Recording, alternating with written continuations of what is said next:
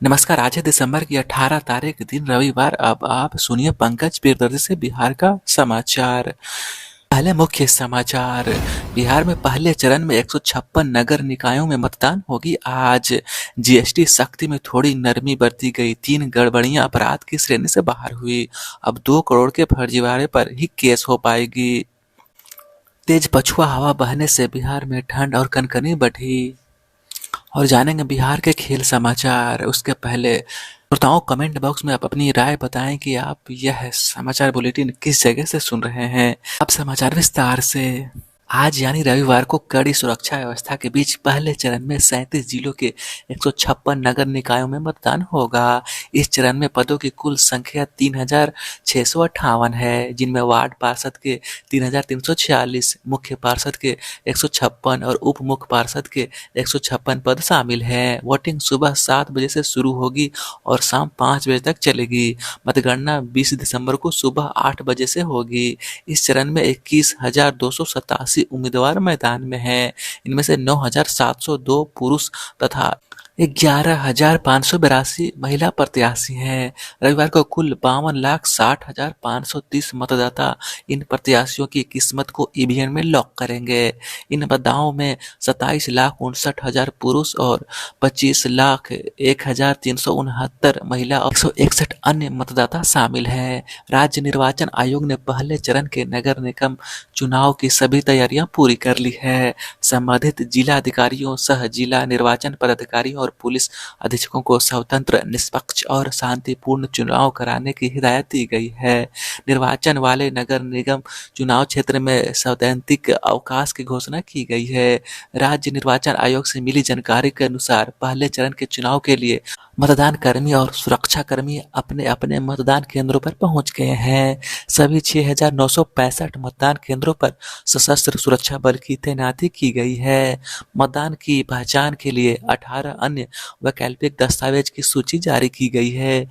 इनमें आधार कार्ड, आयकर पहचान पत्र, बैंकों और ड्राइवर लाइसेंस तथा जारी पासबुक, लाइसेंस, स्वास्थ्य बीमा योजना, स्मार्ट कार्ड, स्वतंत्रता सेनानी पहचान पत्र, मनरेगा कार्ड का जॉब, पासपोर्ट इत्यादि शामिल है।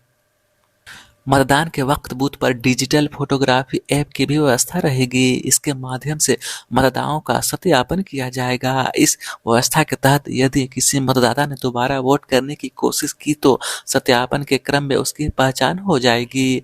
फर्जी बोगस मतदाता की कोशिश करते हुए पकड़े जाने पर नगरपालिका अधिनियम 2007 की धारा 462 तथा आईपीसी 171D, 171F के तहत कार्रवाई की जाएगी।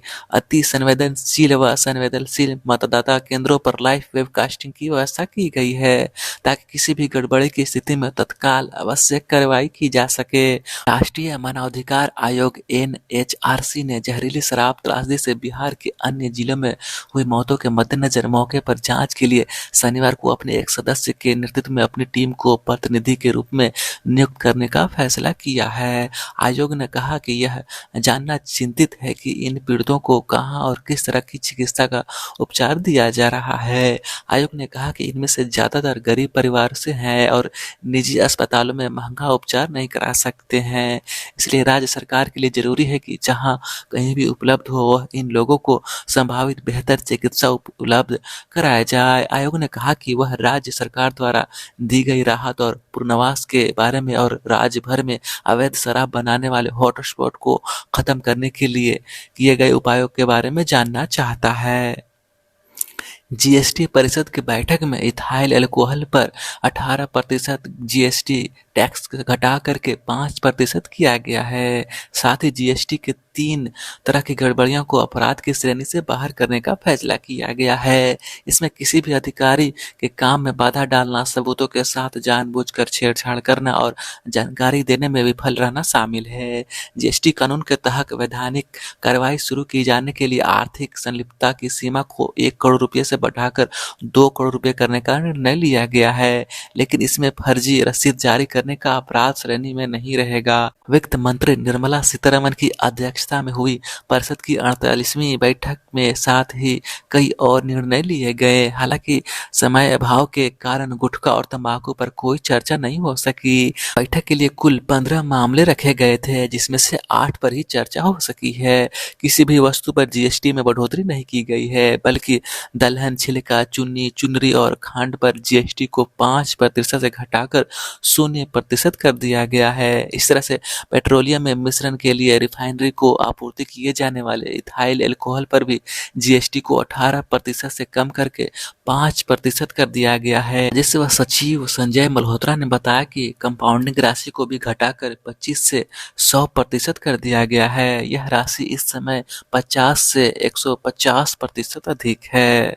बर्फीली हवाओं से 2-3 दिन तक कनकनी के प्रसार के बाद राज्य में पछुआ और उत्तरी पछुआ की रफ्तार थोड़ी कम हुई है। हालांकि अब भी इसकी गति 8 से 10 किलोमीटर प्रति घंटे के बीच बनी हुई है। शनिवार को राज्य के 8 जिलों में न्यूनतम तापमान में गिरावट दर्ज की गई है, जबकि पटना, गया व कई शहरों के न्यूनतम तापमान में आंशिक बढ़ोतरी दर्ज की गई है।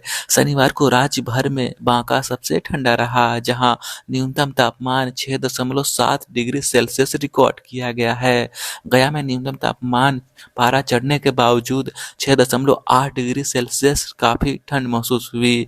पटना का न्यूनतम तापमान थोड़ा ऊपर आया है, लेकिन 9.5 डिग्री सेल्सियस के साथ ही लोगों को ठंड का महसूस शुरू हो गया है।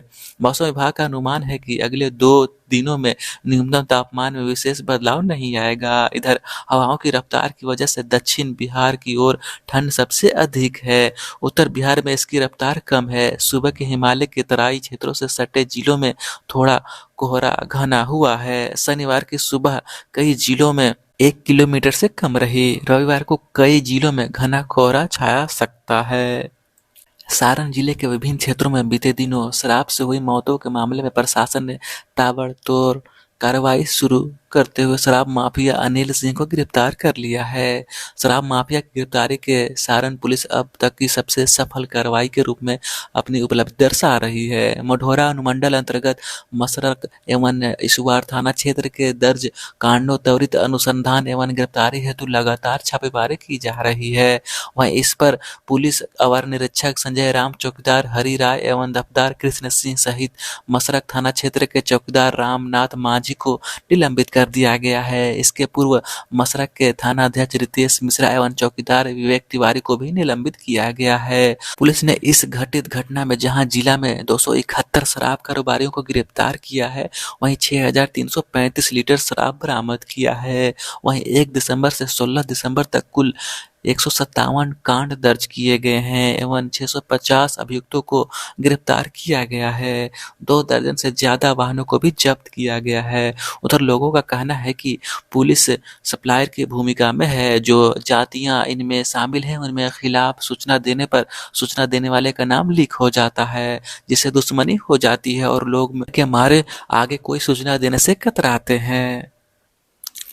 चलते हैं अब खेल समाचार की तरफ। बिहार की टीम सिर्फ 1 रन की वजह से फॉलो ऑन डालने में सफल रही, लेकिन छत्तीसगढ़ के खिलाफ उस पर अंडर 16 विजय मर्चेंट ट्रॉफी में हार का संकट बरकरार है। छत्तीसगढ़ की पहली पारी ने 309 रन के जवाब में बिहार की टीम 160 रन पर आउट हो गई और फिर उसने दूसरे दिन का खेल समाप्त होने तक छत्तीसगढ़ की दूसरी पारी में 92 रन पर 5 विकेट हासिल कर लिए। इसके बावजूद बिहार की टीम छत्तीसगढ़ से 241 रन से पीछे है। वडोदरा के रेलवे स्टेडियम में खेले जा रहे ग्रुप डी के इस 3 दिवसीय मैच में बिहार के गेंदबाजों ने हालांकि छत्तीसगढ़ की दूसरी पारी में थोड़ा बेहतर प्रदर्शन किया। आसिफ ने 36 रन देकर 3 विकेट हासिल किए।